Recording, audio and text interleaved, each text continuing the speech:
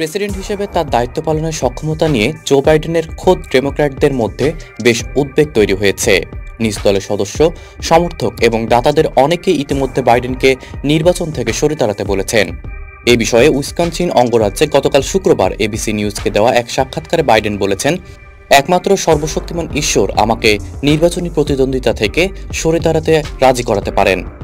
ABC নিউজের সঙ্গে কথা বলার সময় আরও এক মেয়াদ দায়িত্ব পালনের ক্ষেত্রে বাইডেন কতটা সক্ষম এজন্য মনোসংযোগ ধরে রাখার একটি পরীক্ষা এবং ভোটারদের আশ্বস্ত করতে সেই ফল প্রকাশে অস্বীকৃতি জানান বাইডেন। গত 28 জুন নিজের পূর্বসূরি প্রেসিডেন্ট ডোনাল্ড ট্রাম্পের কাছে বিতর্কে বিপর্যয়কর ফলাফলের পর থেকে নির্বাচন থেকে প্রার্থিতা প্রত্যাহারের জন্য চাপ আসছে প্রেসিডেন্ট জো বাইডেনের ওপর। তবে বাইডেন জানিয়েছেন এসব চাপকে তিনি গ্রাহ্য করছেন না। এদিকে ডেমোক্রেটিক পার্টির কয়েকজন দাতা দলের প্রার্থী হিসেবে বাইডেনকে সরে দাঁড়াতে চাপ দিচ্ছেন। তারা প্রকাশ্যেই সতর্ক করে বলছেন প্রার্থী পরিবর্তন না হলে তারা তহবিল প্রত্যাহার করে নেবেন। বিবিসির প্রতিবেদনে বলা হয়েছে, কংগ্রেসের 4 ডেমোক্র্যাট সদস্য তাকে নির্বাচন থেকে সরে দাঁড়ানোর আহ্বান জানিয়েছেন।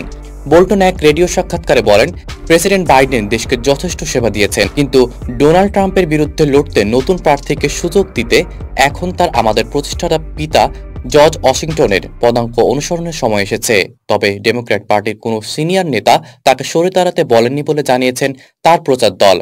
পুরো সাক্ষাৎকার জুড়ে স্টেফানোপৌলোস প্রেসিডেন্ট বাইডেনকে প্রেসিডেন্ট হিসেবে দায়িত্ব পালনের সক্ষমতা ও তার স্বাস্থ্য নিয়ে প্রশ্ন করে গেছেন।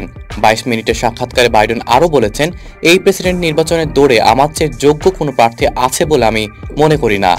গত সপ্তাহে ট্রাম্পের বিরুদ্ধে প্রথম নির্বাচনী বিতর্কের বিপর্যয়কর ফলাফলের জন্য ক্লান্তি ও ঠান্ডা লাগাকে দায়ী করেছেন তিনি।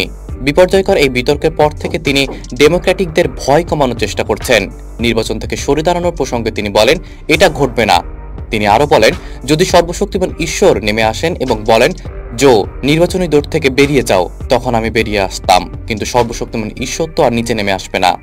সাক্ষাৎকারে ট্রাম্পের সঙ্গে বিতর্কের সময়ের চেয়ে অনেক বেশি স্পষ্ট করে প্রশ্নের উত্তর দিয়েছেন বাইডেন, কিন্তু এদিনও তার গলার স্বর দুর্বল এবং মাঝে মাঝে কর্কশ শুনিয়েছে। বিতর্কে ভালো না করার বিষয়টি স্বীকার করে তিনি বলেন, তখন থেকে অনেকেই বলেছেন, জো কি করতে চলেছেন?